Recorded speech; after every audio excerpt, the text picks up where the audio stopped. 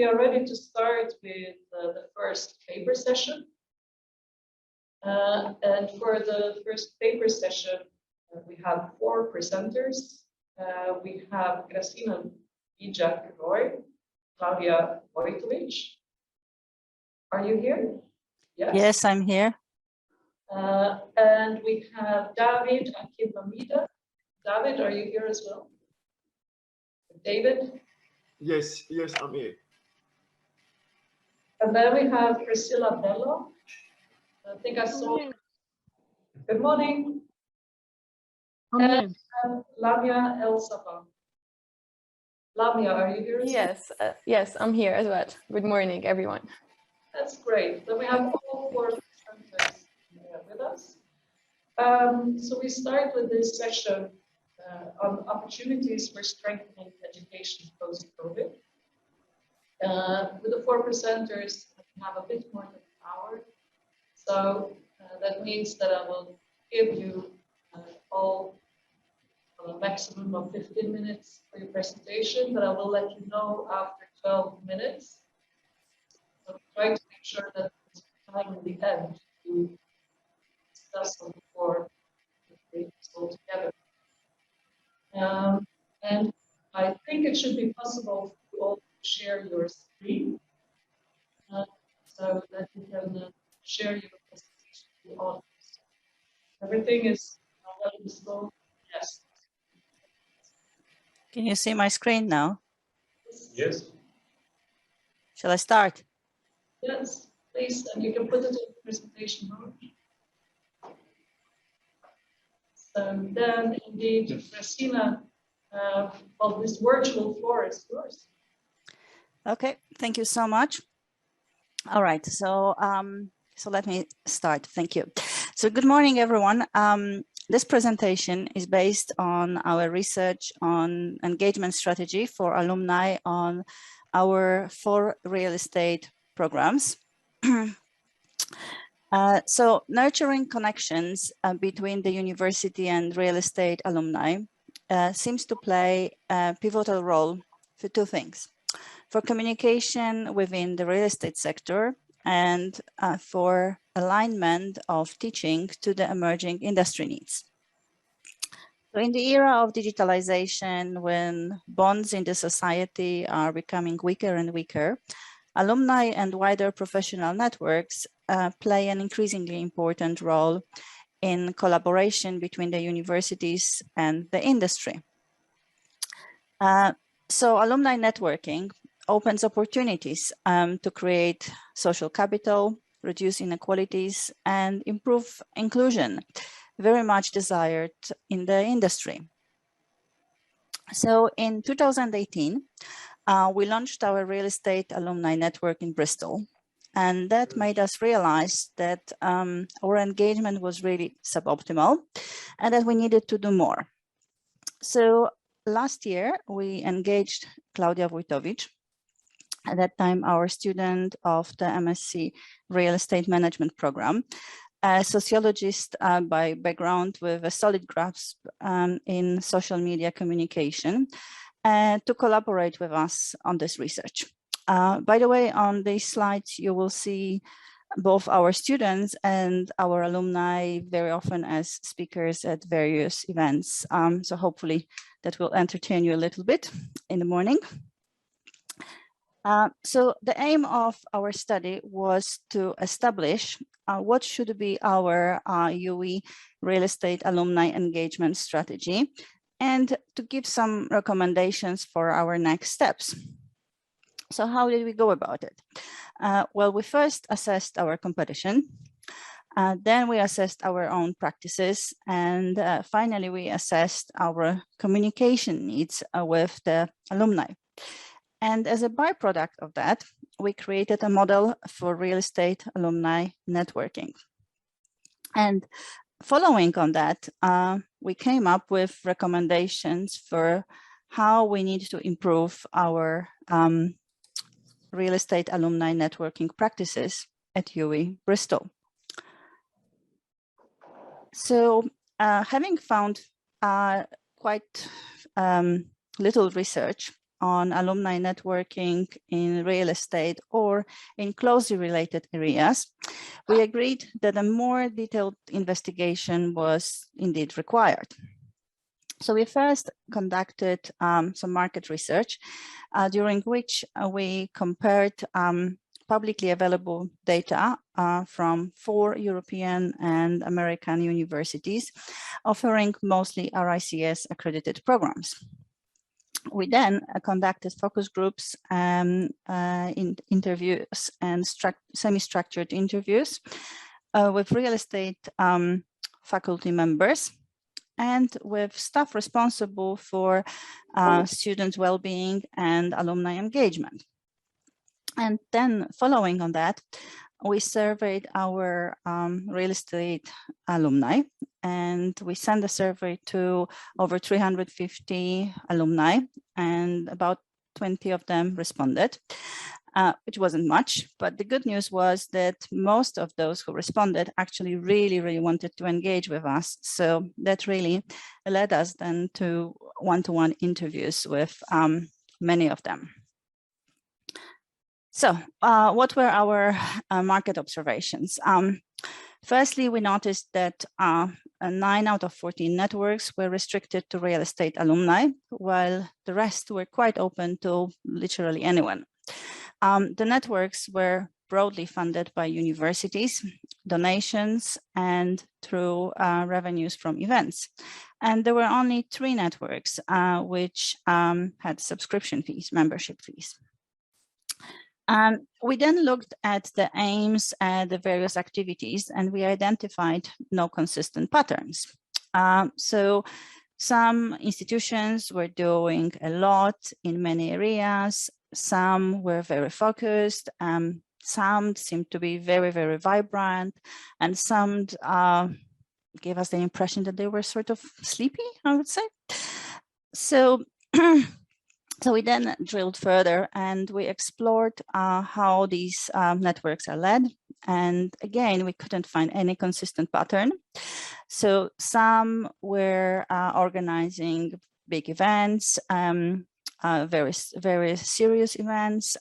Some were just focusing on socials. And so we then thought, okay, well, let's see how they are all communicating. And we identified that all networks were using LinkedIn as a communication platform. About 2/3 used Facebook, half used Twitter, and about 40% used Instagram. But as you can see here from the numbers, the participation in all those social platforms really varied significantly between the various organizations. So the lack of consistent patterns led us to interview our alumni engagement team and academic staff members. And through that, we've realized that at the university, we had just 4 staff members dealing with 300,000 alumni members of the university. Some of them would have graduated 50 years ago. And as you can imagine, they really focus on generic activities. And we really realized that we shouldn't count on them too much on anything specific. So we realized also that probably we were missing a lot on stuff which could have been done but wasn't done. So we then considered our communication in the department. And while our department has a very active Twitter and Facebook accounts, these are really very suitable for the architects, very visual people. But these don't necessarily spark much of interest of our real estate students or alumni, and they don't really focus on building strong engagement with the alumni.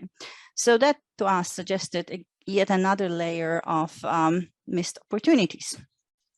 So that led us to looking at the alumni, and the conversations with the alumni made us realize that about 70% of the alumni found that the networking with us was important. And the same percentage also told us that they communicated with us so far through LinkedIn. However, quite surprisingly to us, 20% suggested that they were still using the WhatsApp group, which seems to be a legacy of their informal study groups when they were still doing their own groups while doing various modules. They also told us that they would prefer in the future to communicate with us via LinkedIn and also via email. And interestingly, none of them mentioned Twitter, only 8 suggested using Facebook. And that was really surprising to us because 75% of the respondents were in the 25-35 years bracket. So we were really hoping that they would be willing to engage more in social media. And another interesting finding was that only 1/3 of them was interested in mentoring, and that, given what we hear from the employers, seems quite low to us. Now, many of them told us that we do too little, we could do more, but they actually only asked for more CPD events and casual socials. And again, another surprise was that more than half of them wanted those events to be online rather than in person. So it was, again, sort of not what we expected.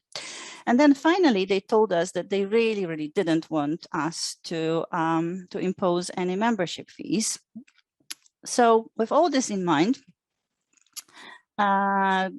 we confirmed that building engagement with the real estate alumni is important for networking, and it can be mutually beneficial for both the alumni and the university. And for the university, so for us, the major benefits would be around improved employability of our students and also about increased student enrollment. On the other hand, for the alumni, the major benefits would be around improving their professional networks and also sourcing talent.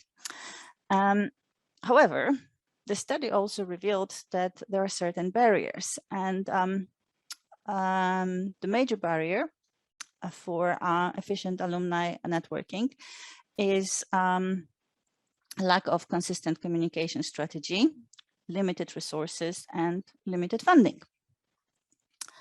So all these messages led us to develop an alumni networking model.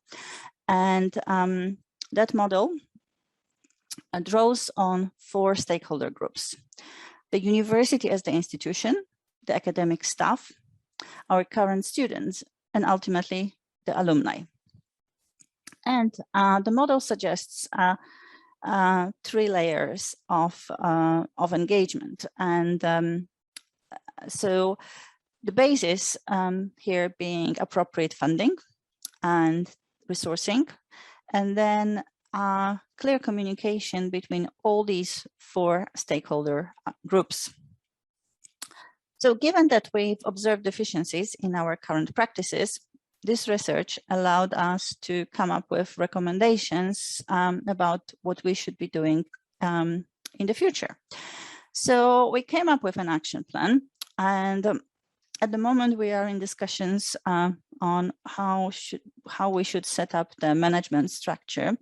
But we've decided that the lecturers should be acting as facilitators between the alumni, students, and the university. We are now working on tidying up our communication channels, organizing one big social event for 2022. So I hope it will take place as a physical event rather than online. We are now organizing some CPD events and discussing how to improve our mentoring scheme. And at the same time, we are seeking seed funding from the university and negotiating on getting some admin support. So by now you may wonder why we are so open about this. the research also indicated to us that the networking groups are very, very specific, and there is no right or wrong, and that uniqueness has to be addressed. So we think that what we think is correct for us now may not necessarily be good for you. However, there's probably a lot we can learn from each other. So this research was based just on UWI Bristol, and we think that future research could be done on best practices in the industry.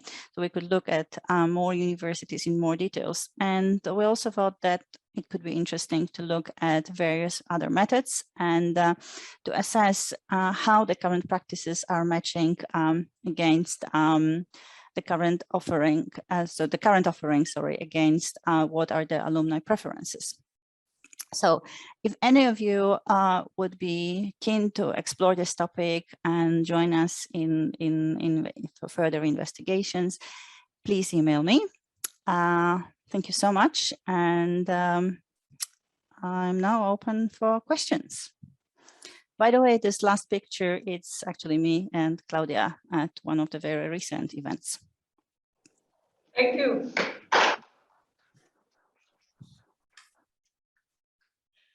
I would like to go directly to the next presenter, actually, and then we do questions at the end of the session. Okay, thank you. Thank you, Gesine. I'll stop sharing. And we welcome our second speaker, David Akinlamide. Yes, you're with us. All right, okay. Thanks very much. Hello, everyone. Sorry, can you? Yeah, thanks very much. Can you hear me? Yes. All right, okay. Want to share your screen? All right, okay.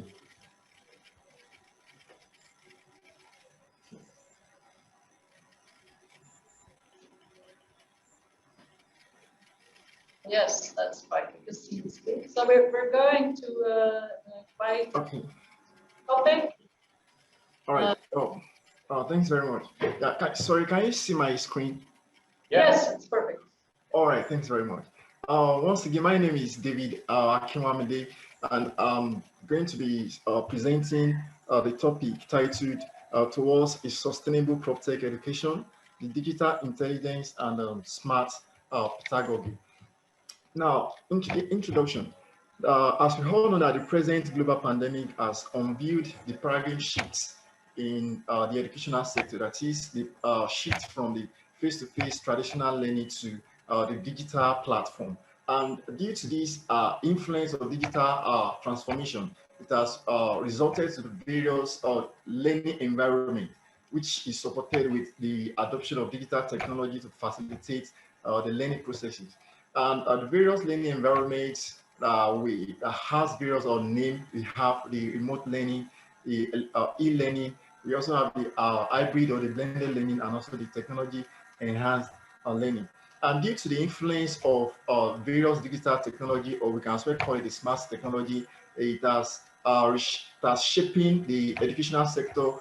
And now we have various introduction of various educational system. We have what we call the smart learning, the smart environment, the smart education, and the smart pedagogy.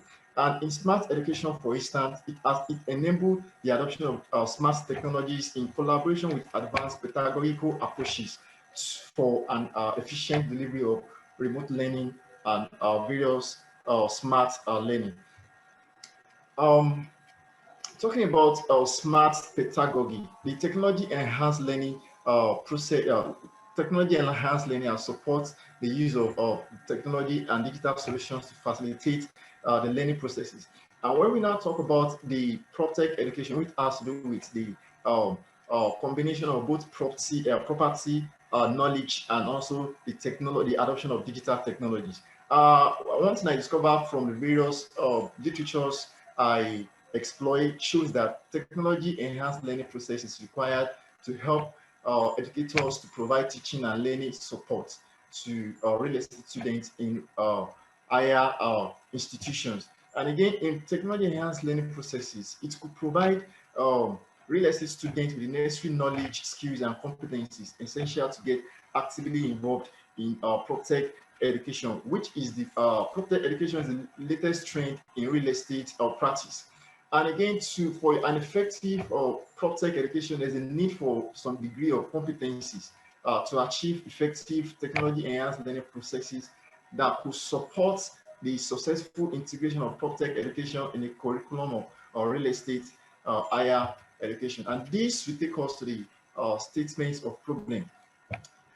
We looking at the various literature on PropTech education. I discovered there are limited research on PropTech education, and this has called for the need um, for various studies on how PropTech education could be developed to enhance real estate higher education. And again, exploring various materials online, I discovered that the recent publication by Olayiwola and Anupan 2021 on the PropTech education integration framework shows some limitations to the development for the curriculum in real estate higher education. And one of the major challenges outlined is the demand for an appropriate competencies and skills in smart pedagogy to sustain PropTech education integration framework. Now let's talk about the smart education or online education in African continent. One of the major challenges outlined, especially in Nigeria, is unaffordability within the educational sector. That is, the government are having challenges to provide adequate infrastructural facilities to initiate digital learning and all other forms of smart learning in various tertiary institutions. And this will take us to the study questions. And for this study, there are three questions that were explored. The first question is what are the curriculum and pedagogical considerations for PropTech education? And secondly, which digital skills and competencies are needed for PropTech education? And thirdly, how can digital competencies be integrated in service delivery to sustain the future of PropTech education? Presently, now we know that PropTech education is a latest trend in real estate practice, and there are little consideration on the education aspect of PropTech in various real estate higher institutions. And this will take us to the aim of the study, which proposes the integration of digital intelligence in the development of smart pedagogical framework to improve technology enhanced learning process and sustain the future of PropTech education in curriculum of real estate higher institution.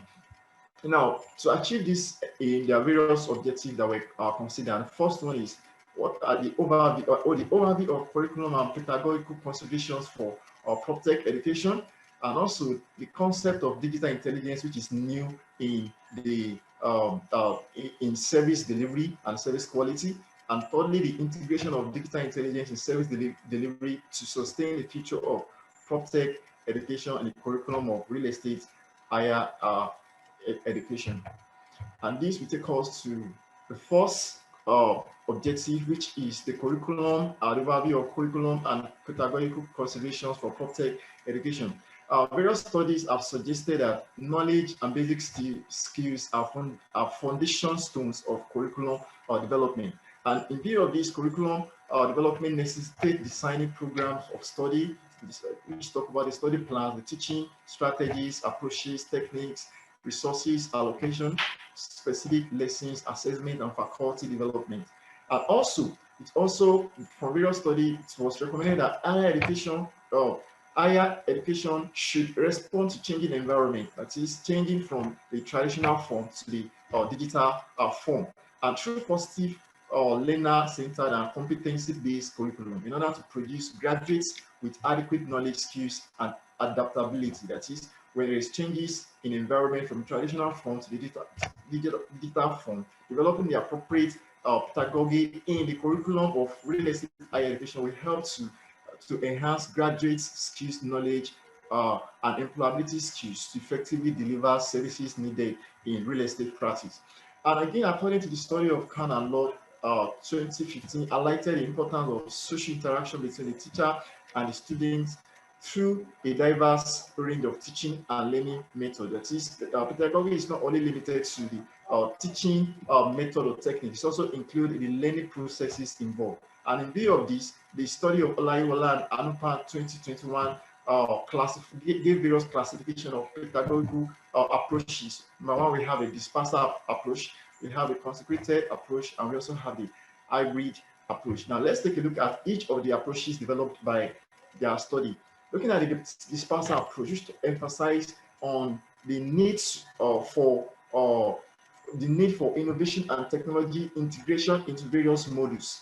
That is, emphasizing on how innovation and digital technology could be integrated into various modules, such as we have on screen: planning and management, development and construction, valuation, investment and finance, asset or property management, agency and brokerage, law and conveyancing. For example, in real estate agency now, the recent innovation and digital technology introduced to the process of real estate in agency specialization include digital real estate marketing. So which means that for an effective practice of digital real estate marketing, there's a need for innovation and digital technology to be introduced in the modules which are taught in various real estate higher institutions. And now let's go to the next approach. We have the consecrated approach. The consecrated approach, talk about the PropTech and innovation modules. That is, a module should be created for PropTech and innovation, which with the aim to support students to think critically about real estate problems and develop possible solutions using innovative and digital tools. That is, when a module is created for innovations and PropTech technology, like PropTech studies, it will help to enhance students' ability to think innovatively to solve problems that has to do with digital challenges. And this will also take us to the next approach, which has to do with the hybrid approach. That is, hybrid approach is a combination of the two previous approaches. That is the dispersal approach and the consecrated approach. The dispersal has to do with the integration of innovation and digital technology into various modules, across various modules, and while the consecrated, which deals with creating a specific module base for PropTech and innovation technology, innovation, introduction of technologies and studies. So bringing these two together will help to achieve the hybrid approach in PropTech education. Now, based on the study carried out by Akinwamide, this was presented at the University of Malmö in Sweden, and it's one of the major findings outlined on the study of the need for digital intelligence in the delivery of online real estate education. Came up with the findings that for the last 12 months, at least, about many of the educators of the academics engage in online classroom. And one of the major learning management systems that was adopted by the institution, which was used, is Google Classroom. Was a major learning management system that was adopted for effective delivery of online education. And now, the major discussion of findings outlined from the study, it was observed that Google Classroom and Zoom were the most adopted online platform for online teaching of real estate education. A majority of the academic staff do not think that online teaching has an impact on the social network of students, and the result also indicated that the majority of academic staff experienced increased workload as a result of online teaching, and why students generally do not appear to be more engaged in online learning compared to traditional face-to-face class. And these are the findings outlined in the study, and also looking at the digital intelligence aspects and the digital competency aspects of the academic staff. It was found that digital literacy, digital communication, and digital emotional intelligence were the most needed digital intelligence competencies in the delivery of an online real estate education. And also, the finding also indicated that digital security, digital emotional intelligence, digital safety were the least aware digital competency in delivery of an online real estate education. And based on these studies and the study of Olayiwola and Anupa 2021 on PropTech education integration framework, there are various limitations that were outlined from their study. These limitations outlined will also lead us to the development of the concept of digital intelligence in real estate, in service delivery, in for an online learning. Now, these are the various limitations that were outlined. Number one, PropTech has a very broad scope of knowledge and application, and this can make the integration complicated and complex in many cases. And also, some real estate departments will not have the academic staff with the appropriate skills and teaching or research interest in the contemporary real estate innovative trends and digital technologies such as PropTech. And also, there are not many academic articles and textbooks that may be used by staff to develop the module content in the case of the consecrated approach discussed earlier on. And also, this can have can adversely affect the development of lecture content and learning exercises in the case of the disperser approach. And based on this limitation, this will lead us to the second objective, which has to do with the development of digital intelligence, the concept of digital intelligence for online real estate education. Now, looking at the concept of digital intelligence, what is digital intelligence? According to PARC 2016, in a study, defined digital intelligence as a set of social, emotional, and cognitive abilities that allow individuals to meet challenges and adapt to the requirements of digital life. And based on its definition, there are about 8 interconnected skills and competencies outlined from the definition or from the ability to relate with digital challenges. And these include, as we have on screen, we have the digital security, digital identity, digital use, digital safety, digital emotional intelligence, digital communication, digital literacy, and digital rights. And now the digital intelligence, how can it be integrated into our PropTech education? Now, the concept of digital intelligence has to do with the ability to acquire and apply new knowledge and skills associated with smart technologies or digital technologies such as social mobile data analytics, cloud computing, cybersecurity, among others, to meet the demand of smart pedagogy in the technology-enhanced learning process and achieve a quality delivery of PropTech education. And this will take us to the various 8 competencies of digital intelligence that we could look into as it helps to enhance online learning. Are you? We have the digital identity, we have digital use, digital safety, digital security, digital emotional intelligence, digital communication. Sorry to interrupt you. Can you come to a conclusion? Okay, all right, okay, thanks very much. Sorry, just a minute. I just want to talk about the framework, the service integration, the third objective, which has to do with the integration of digital intelligence into service delivery. We have the various needs outlined in service delivery, which has to do with functional needs, digital needs, and emotional needs. And this will be integrated into the real estate technology service determinant. We have the service quality determinant and digital intelligence determinant. And when this is effectively integrated into service delivery, it will help to sustain the future of PropTech education in the curriculum of real estate higher institution. Now, going to the concluding aspect of this study, the categories of participants involved in the framework development of PropTech education. We have the risk stakeholders, stake watchers, and the stakekeepers. Talking of the risk stakeholders, educators, and students, we also have the stake watchers, which include the real estate professionals and PropTech practitioners, the stakekeepers, the professional bodies, and relevant associations and institutions. When all these 3 categories come together, it will help to achieve a sustainable PropTech education in the curriculum of real estate higher institution. Now, going to the concluding aspect of the study, there is a need to develop a new smart pedagogy suitable for technology-enhanced learning processes, plans and programs in the curriculum development of real estate higher education. And also the main 3 areas outlined in the study include knowledge, which has to do with content, skills, which has to do with soft and hard skills, the competency, which has to do with the application of knowledge, skills to aid performance and impact and problem.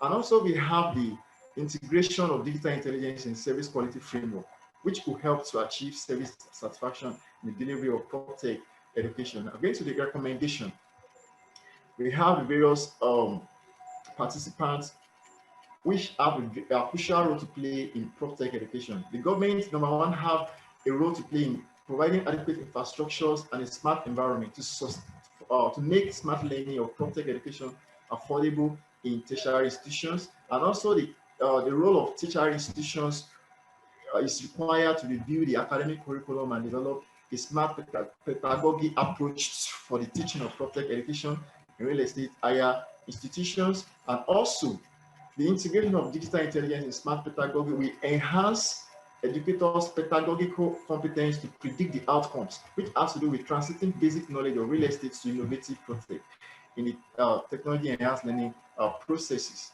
And lastly, the role of the educators. Real estate educators and academics need to equip themselves with digital intelligence competencies as outlined before, the 8 competencies in the delivery of smart education to facilitate the learning processes. And lastly, educators' digital competencies will provide real estate students with the necessary knowledge, skills, and competencies essential to get actively involved in PropTech activities. Thanks very much for listening. Thank you, David.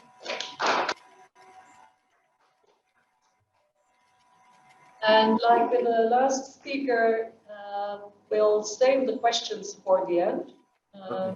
I see there are some questions coming in the chat, and we'll keep track of those for after all 4 presentations. That I'm going to give the space to Priscilla to present. You can start sharing your screen if you want.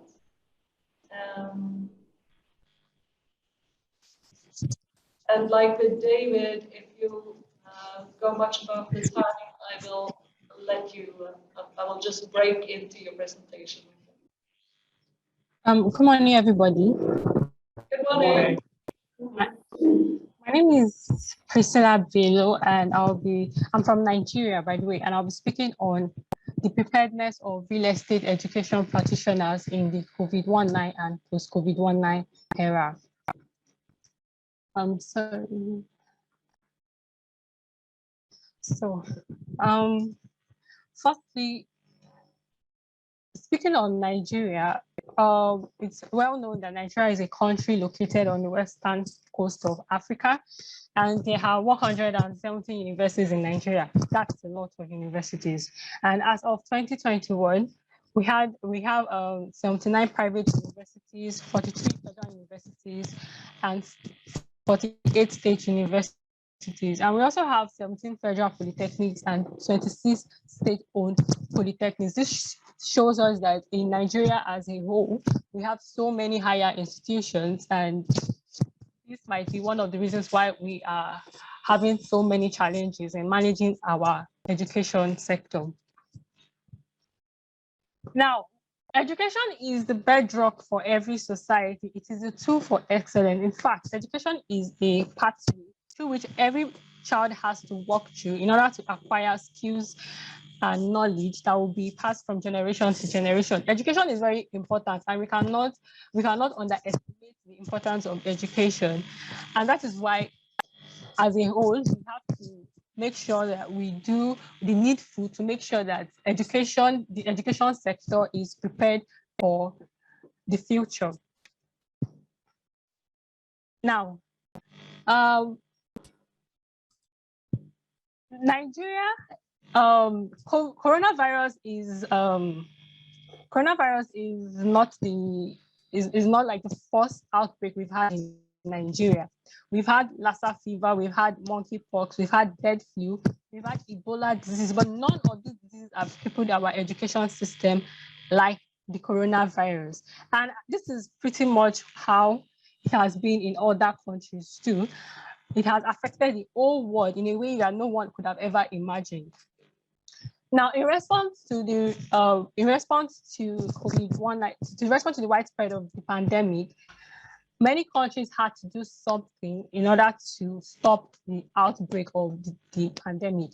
And one of the measures that were taken in most countries was that they had to shut down schools temporarily. And that was something the Nigerian government also did. They shut down most schools.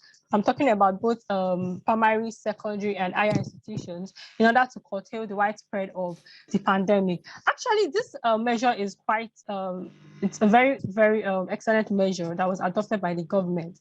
But I think one of the problems was that they did not take into consideration the consequences of these measures.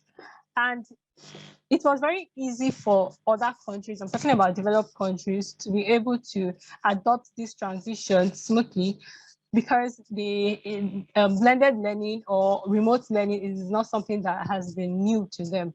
Unlike us in Nigeria, where we practice mostly the traditional mode of learning, and blended learning was something that was new, remote learning was something that was new. So we had a bit of difficulty in transitioning to blended learning.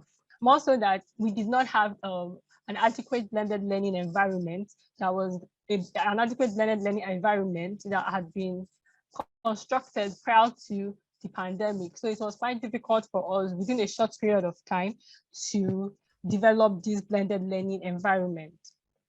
Now, this shows the beginning of the widespread of pandemic in Nigeria, and this shows how the infection started to increase in Nigeria. Now, the education sector in Nigeria, I'm going to discuss based on pre-COVID-19, during the COVID-19 period and post-COVID-19 period. How was education in Nigeria before the pandemic? Was it in any way different or better than what we have now? And how is it going to be in the future? So these are the three segments that I'm going to be talking about. Now, education in Nigeria before the pandemic. Now, mostly Nigeria practices a traditional mode of learning where students and teachers will come together under a roof within the four walls of a school, and they will be taught by a teacher. And this creates an environment for the students to socialize with one another as well with their lecturers or with their teachers. And with this kind of environment, they will be able to, they have this, it's like a close-knit family where they can ask questions if they are not clear about something. So it was more or less a face-to-face kind of learning, and this was what we were practicing. So it was, we didn't really practice more of online learning. We didn't do more of distance learning. We didn't do more of remote learning. So this was what we had before the pandemic. Although we had challenges during those periods, overcrowded classes, especially if you attend a public institution, you will find out that there's always overcrowded classes, too many people in a class with not really basic infrastructures to make the learning easy. So you have so many people in a class you can have like 500 students in a class and just one lecturer teaching, and it's quite difficult for some people to be able to grasp what the teacher is saying. And due to overcrowded classes, it also stems from lack of funds because the government and the other educational stakeholders do not put more money or funds into the education sector. So we have a higher demand of people who want to go to school and a little supply of institutions to cater for that higher demand. And because there's a higher demand and there's a lack of equipment, we don't have the basic infrastructures, we don't have laboratory equipment, we don't have so many things. And we also have overcrowded hostels. This is peculiar to mostly public universities because private universities tend to be more expensive and fewer students go for private universities. And this makes it easier for private universities to cater for their students. Now, the educational sector before COVID-19 was faced with so many challenges, and it skyrocketed in the advent of the pandemic. So instead of us to have a situation where we are solving these challenges, COVID-19 made it worse. Now, the United States Department of Health and Human Services affirmed in 2016 that a pandemic is a universal problem. It is a universal problem in the sense that everybody is going to witness a pandemic every once in a while, but the consequences are local, subject to the readiness of the nation and the communities concerned. This means that even though everybody's going to experience the pandemic, the impact is not going to be the same across all nations. Some nations are already prepared for the pandemic, while others are not prepared for the pandemic. The impact of the pandemic will decline if those concerned will prepare ahead of time. For instance, the developed countries where they are already used to technology, they're already used to blended learning, they're already used to remote learning, it was not difficult for them to transition. And the impact was not as much as developing countries like Nigeria and every other African countries. I found it so difficult to make these transitions. Now, in Nigeria, Nigeria is ranked as the 62nd position among other countries in relation to global e-learning preparedness. That was a research conducted by about 4 or 5 people in 2018. That's 2 years before the pandemic. So even before the pandemic, we had little or no blended learning environment. And subject to the pandemic, it became worse. Now, the closure of schools was actually a good idea. But then the problem was not the closure of the schools, but the problem was that it was the effect of the measures that were taken. And towards the end of by the time the schools were closed for almost a year last year, then towards the end of 2020, institutions in Nigeria started to realize that, okay, they could actually use technology to continue education during the pandemic. But that was after most institutions, especially those in public institutions, had already spent a year at home doing nothing. So it was towards the end of 2020 that most institutions and the government realized that, okay, they could actually use technology and blended learning to actually foster education during the pandemic. And some of the things that were used were radio, television, WhatsApp, Google Classroom, and Zoom. It was this measure was actually effective for a particular group of people, and it was not effective for other groups of people. It was effective for those people that had the luxury of listening to a radio at home, having a television, having a smartphone that could access the internet, having access to electricity, having access to technology.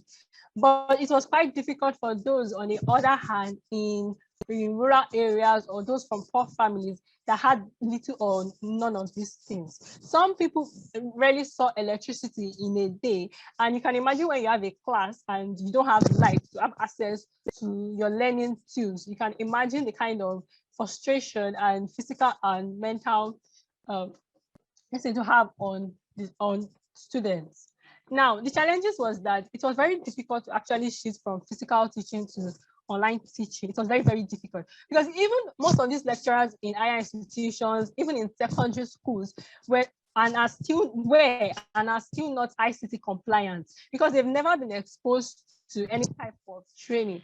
So it is very, very possible to see some lecturers, even some teachers in secondary school, that don't even know how to switch on a computer. So how then do you expect these people who don't know how to switch on a computer to be able to teach children through these digital means? And also, most higher institutions, especially public institutions, could not afford this kind of blended learning environment. Unlike those who attended wealthy private institutions, where the schools provided this environment for them. So there were a lot of problems like lack of funding of data, smartphones, computers, epileptic power supply to participate in online class. So it created a gap in learning because some could afford it and others could not afford it. So while some people were progressing, others were not progressing. And also in the real estate sector, it was very difficult for real estate educators to actually promote the real estate internships that goes on in the country. If you are in your 4th year or your 5th year, you are supposed to go for a real estate internship in a real estate firm. But it became very difficult during the pandemic because everything was on lockdown. And also there were network and internet connectivity problems and lack of conducive environments for learning at home. Some people, especially those that grew up in a poor environment, could not afford to take their lectures at home. Probably they were living in a one-room apartment with their entire family. And you can imagine when 6 people are in a room and you're trying to learn, it's going to be very difficult. Now, education in Nigeria post-COVID, what is the way forward? What happens when the pandemic is over? Are we going to go back to the way things were, or are we going to move forward? And if we plan on moving forward, what is the way forward? Are we still going to continue with our traditional method of learning? Because it is clearly, pandemic has clearly shown us that this method is not effective, and we have to enhance our educational sector with more and more digital and technological tools. Now, although the pandemic it has caused a lot of problems, it has destroyed a lot of businesses. In fact, some people have even lost their lives during the pandemic. But then there are silver linings to this pandemic. There's something we can actually take out from the pandemic, and the opportunity we can take to strengthen our education system or sector after after COVID is for us to see the pandemic as a way of strengthening our education in technology, in the use of technology. We should see it as a key to the enhancement of technology, which will bring about economic growth. And we should see that it will increase, there'll be an increase in the amount invested in technology and education. Now, what are my recommendations? I believe that education in Nigeria should be viewed as a high government priority. It is very, very important. Like I said earlier, it is the bedrock of every society. And when the bedrock or the foundation of a society is faulty, the building will collapse. So you see, education is very important, and government and all other educational stakeholders should actually work together to invest in education alongside a total reconstruction of the educational sector post-pandemic. And then they should build good schools that are equipped with these modern digital facilities so that we'll not have this wide gap in learning. And then real estate educators and students should be trained on how to handle and use technological tools. And also they should find a way to incorporate modern techniques in delivery of online real estate education to facilitate the learning process. Conclusion: without education, we cannot have a sustainable development. And the pandemic has clearly shown us that we are unprepared for a sudden shift from traditional learning to digital and distance learning. And it has also exposed this deficiency and wide digital gap in our Nigerian education system. And I believe that the way forward is for schools to enhance and reinvent their education system to remain relevant in the world. And we have to make sure that we should make sure that schools too, who are reluctant to change, should be open to accepting modern technology. And at this moment, the importance of online education cannot be overemphasized. Thank you for listening. Thank you, Priscilla. Thank you. And like with the other presenters, indeed, we take questions after all four speakers. So that means that we are ready for the fourth presentation by Lamia El Sabah. Lamia? Yes. Hi. Hello. I will share my screen.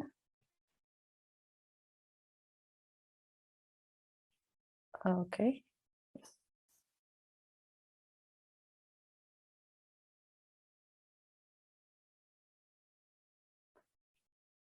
Is it clear for you all? Like you can see the screen?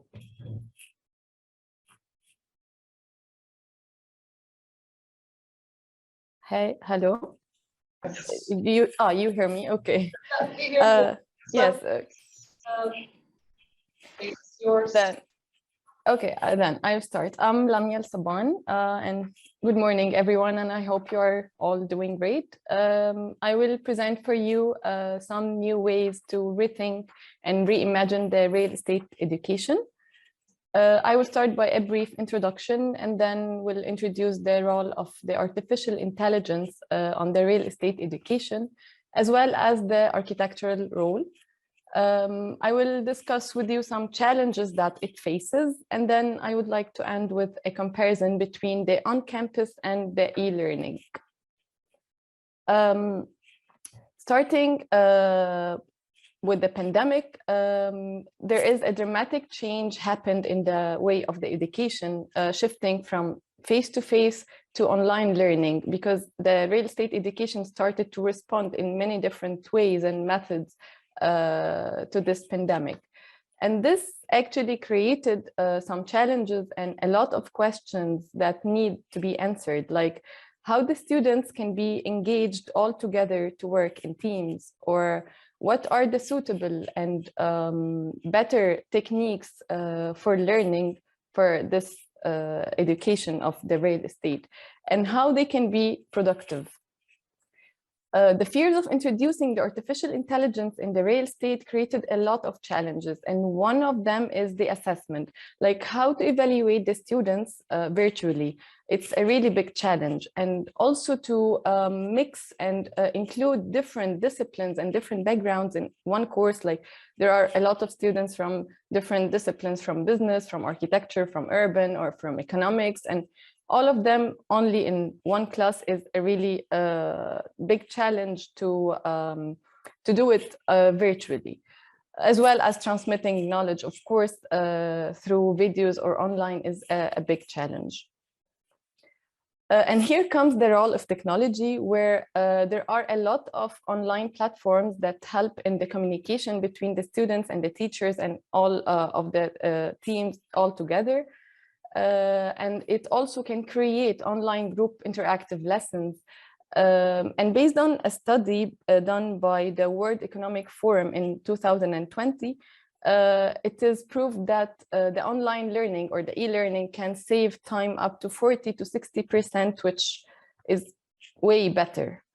Also, it can provide free resources for the students. And one really good example of that is the Nearpod. It's a platform or application where you can find pre-created lessons, or you can either create your own material. It has digital library and a lot of facilities that facilitate the active learning. For example, it has videos that set up with interactive questions that students have to answer in order to continue or proceed the lecture itself. And also it has the whiteboard tool, where you can share all your thoughts or answers at the same time. And discussing the whiteboard tool, there is a specific platform or application for that, which is the whiteboard chat. It reflects the real-time assignments, where it can share all the screens at the same time, and you can see what the students are doing at the same time. And of course, all the video conference platforms that we all know, where you can meet in videos, giving lectures or doing discussions all together. And an approach that facilitates the e-learning for the real estate education is, I want to introduce this idea of a project overview, where a project is presented to the current students. It's for them to be able to critique previous projects done by graduates or the previous students, so that they can know what are the expected outcomes from them to do for the course, from the point of view of market analysis, demographics, financial analysis, or just to let them know how they can create scenarios through using different softwares. I also want to include and highlight the role of architecture and the learning spaces during this pandemic. It's really important. It's as important as the technological role. By responding to the current situation, then thinking for the near future, and then planning for the far. By responding to the current situation is only doing like small changes in the physical space or the physical surrounding to allow the physical distancing and prevent the virus transmission between people. Thinking for the near future is to create a safer environment and more spaces that can welcome more people in the space with following the same regulations. And planning for the far is to reinvent the physical space and to enhance the face-to-face experience in classes. An example for responding to the now is, of course, limiting the capacity inside the classrooms, or using the unused spaces of the different rooms to limit the capacity as well, or only adding barriers on the furniture or in the interior. And thinking for the near future is like we need to design for the disinfecting by designing the interior itself to be easy, like for easy cleaned, or furniture easy, not transmitting the virus between the students, or giving the option or the opportunity of blended learning where students have the choice either to attend the class online or physically. And this, of course, limit the interaction and the capacity in the space itself. And the last thing for the architecture is looking for the far future, where you have to redesign, or when designing a new spaces, you have to think for all the regulations and distancing between the students. So it's a totally different design to rethink about it. And then I would like to present like a brief comparison between the on-campus and the online education through different educational activities, starting by the theoretical input. On campus, there are live lectures or some in-class assignments, of course. However, this can be translated online to pre-recorded materials or some video meetings between the teachers and the students. And for the group work on the campus or in class, of course, it's a physical interaction, direct interaction.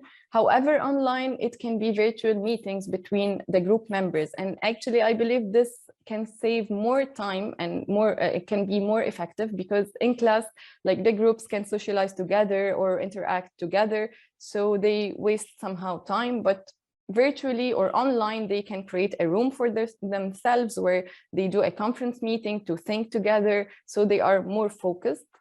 And for the participation in class, it can be translated into stakeholder actors play or discussions in the class. However, online, it can be online competition to motivate the students and do some stakeholder games, and the students can be the juries for each other, so they can be more focused. And for the assessment, in class, it can be done by quizzes and exercises, but online, it can be some presentations that will be evaluated later on. And for the productivity on campus, it can be controlled by class-based control. However, online, to be for letting the students to be more productive, they can be involved together in the feedback for each others. And I would like to end that by saying that the integration of information technology in the education will be further accelerated, and the online education will be eventually an integral component of the real estate education from my point of view. And I would like to thank you for listening. I aim to be really short and to the point. Thank you.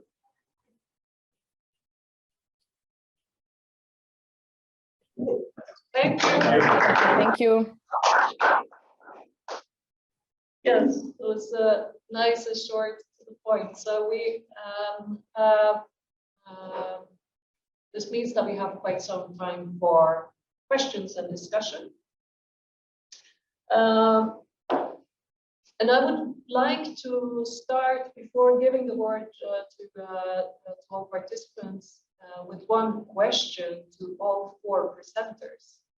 And that is because it goes through the four presentations still, and it's about, well, the differences actually from pre-COVID and the situation that we are experiencing now. Well, we're in the Netherlands again in a kind of a half lockdown. And how do you think that we can use these experiences to strengthen our education? And I might want to give the word to Lamia first, that she ended on this topic as well. Yes, I believe that the difference between the post-COVID education and before that Actually, I think that the online education is really saving time. Like you don't have to put on your clothes and go, and the time of going to the work or the school or whatever, it takes time. However, online you can do a lot of things, and you can review the recorded materials. You can skip some part that you know, or you can like, I feel in all factors it can save time. It can save a lot of time, and it's not way better, of course, from the physical interaction, because of course online in class you can see the body language, and it gives you an impression if the students understand or not, but it has a lot of benefits as well. Yes. Yeah. Well, thank you. Thank you. David, how do you see this topic? Hello. Hi. Hi, okay, I can't hear you clearly, please. Could you please recap your last statement? Yes. So the question was, so with your experiences from pre-COVID and the situation we're experiencing now, what do you see as opportunities to strengthen education based on these experiences? Okay, yeah, thanks very much. Looking at the pre-COVID, before the occurrence of the global pandemic, there are the traditional face-to-face learning was actually adopted, and then during the COVID period, it's actually unveiled the need for the adoption of digital platforms to enhance the learning processes. And even during the COVID period, there are various institutions which were locked down, especially in Nigeria. They were all compelled to adopt online learning platform, which was an impromptu approach to learning, to actually engage students in learning real estate education. So during the COVID-19 period, the lesson I personally learned is that there is a need for us to adopt online learning platform effectively to prevent disruption in educational sector in the subsequent years to come. And even presently now we have the recent pandemic, which is the Omicron, and this could as well result to school lockdown in the years to come. So this means that there is a need for the full adoption of online platforms to effectively enhance learning processes in various tertiary institutions. Thank you. Thank you. An interesting viewpoint as well, indeed. And I'll go to Priscilla.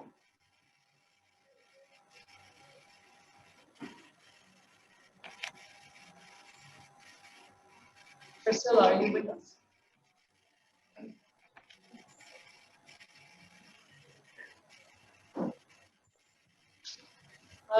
I'm not sure if Priscilla can hear me, so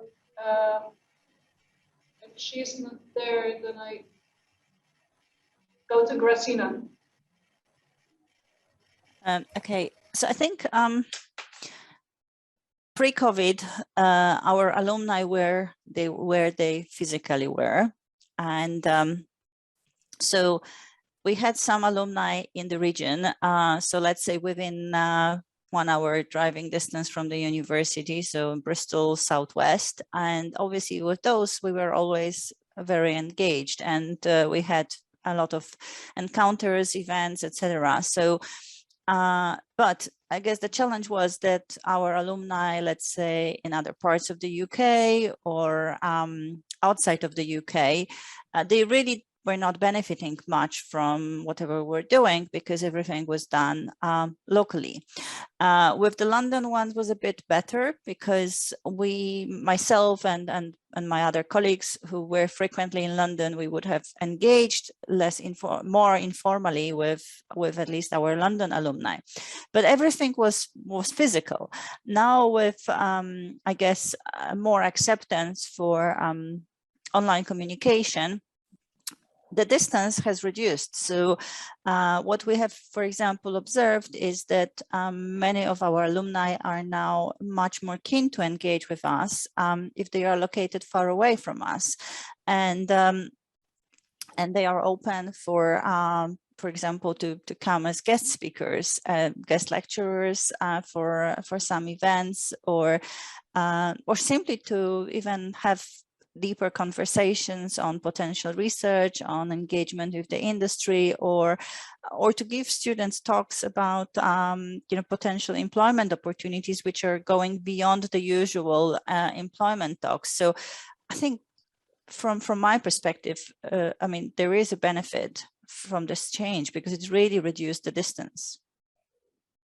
Yeah, thank you. I think that's a very interesting remark that you just made. I'm wondering if that's something that other people experience as well, but we can take that soon. I see David has his hand up, so he has a question or want to say something. Yeah, actually, I just want to make a contribution to what has been discussed. Concerning the pre-COVID era, there are various, many institutions were compelled to adopt online learning platform.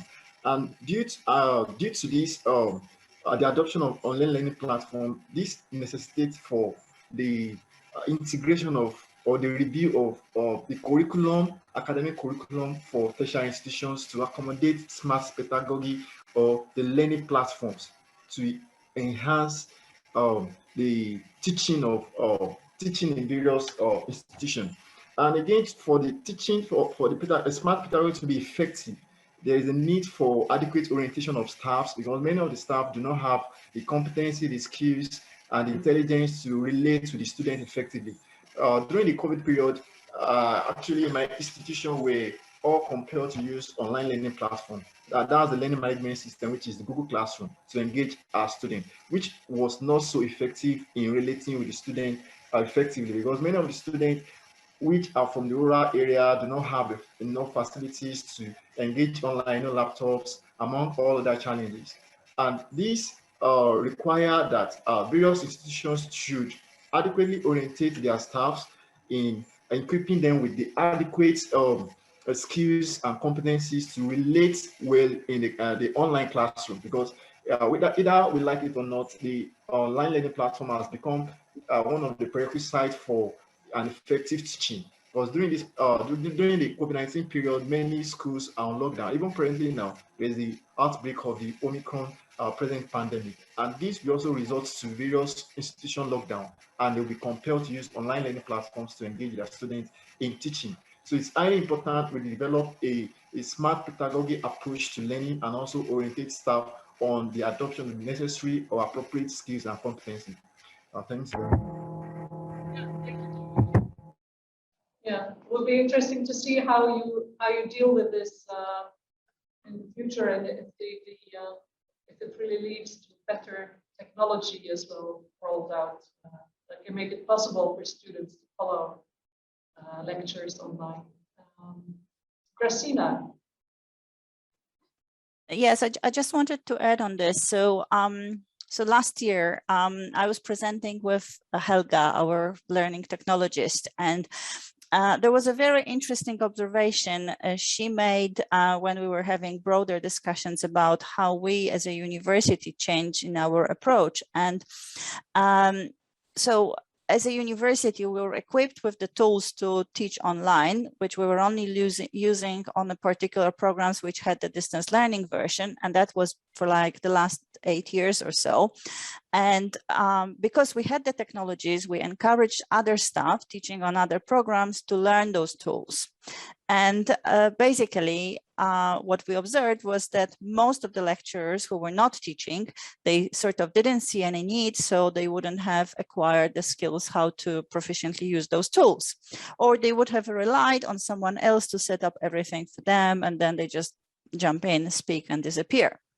And so over a year before COVID, I think the Learning Innovation Unit in our faculty kept sending the invitations. So probably every 1 month there was a new training you could go and learn.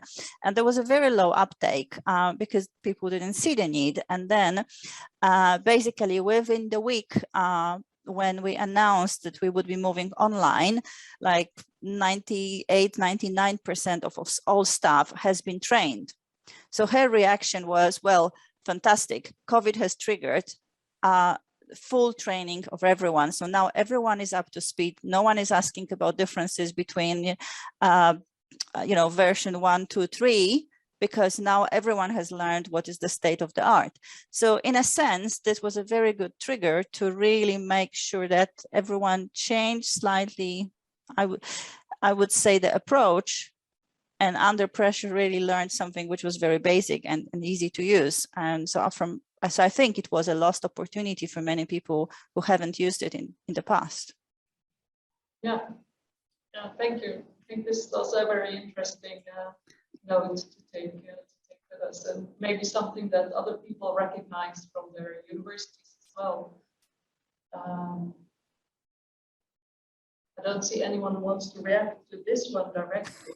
So, but I would like to give the word to Francois Biroui, because he has some interesting, oh, you have your hand up as well.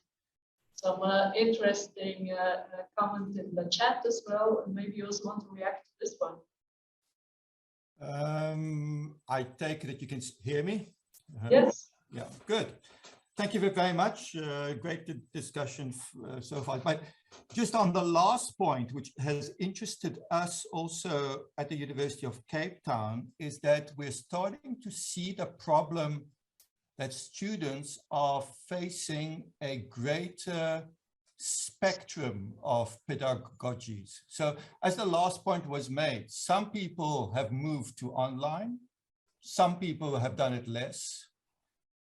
And so in particular, what we are finding, because many of our students cross faculties, our faculty versus, let's say, the commerce faculty, that they are jumping from one system to the next. And I think that's maybe something that we're going to have to cope with. Now, of course, one can always argue that it's always been the case. Some lecturers lecture in one way and the others not. But I think the use of technology is not harmonized, which makes it problematic. And then, yeah, look, I just put in a few points that I had here. The one problem also is the issue of binge watching, that we are finding ourselves. That was quite an interesting comment. Yeah, we're finding ourselves in a scenario where we are losing the structure, where students will study at 2 in the morning. And by the way, they'll send us an email at 2 in the morning as well. So you wake up in the morning and you've got all these emails suddenly in your inbox because people have been studying from 11 till 3 in the morning. That's fine. People can study when they want. But the question is, how do we ensure, and I think we've had that discussion this morning already, how do we maintain the structure, or does it become, which we've seen, like I said, a binge watching 48 hours before an exam, and then sort of entering into the exam. And then look, I had 1 or 2 other comments which really had to do, but I think I'll pick up those at a later stage in my presentation on what we've learned going forward in an emerging country. And I think smart technology for many countries is going to be smart using the least possible technology. I think that's going to be the challenge, is how smart is not using the most complicated, but smart could mean using the least complicated technology. Anyway, let me leave it at that. Thank you very much. Yeah, that's a very interesting comment. So you say indeed that smart is the one that is the most effective according to the situation that you're in. Yeah. Thank you, Francois. It's a pleasure. Continue with Günther. Well, I just wanted to respond to the issue of take-up by faculty. Well, we observed pretty much the same thing, but there was an important difference. In the earlier attempts before COVID, we had our IT services go around and they had talking to faculty saying, well, we have set up this special seminar room with very special camera, very special equipment, and can you think of any use for that? Of course, we could not really, because there was no need for that. One of the major changes with COVID was that this video interaction technologies, they came to our laptops. And so they moved away from the specialized technology that we saw before, and that was to some extent pushed by marketing departments of some IT companies to the universities. So there was actually a lot of sunk costs there and misinvestments, I think. But that was a major change, that we now have these technology available at our laptops. I don't think that most faculty would have learned to use these technologies without the pandemic, but the pandemic forced them to use that, and this is going to stay with us. So we better learn well how to use that and use it to our benefits. Yeah, thanks, Günther. I'm going to take a final question or remark from Annette before we close this session. Maybe I add what I really appreciated in the presentations were when they were very concrete and had suggestions on how to proceed.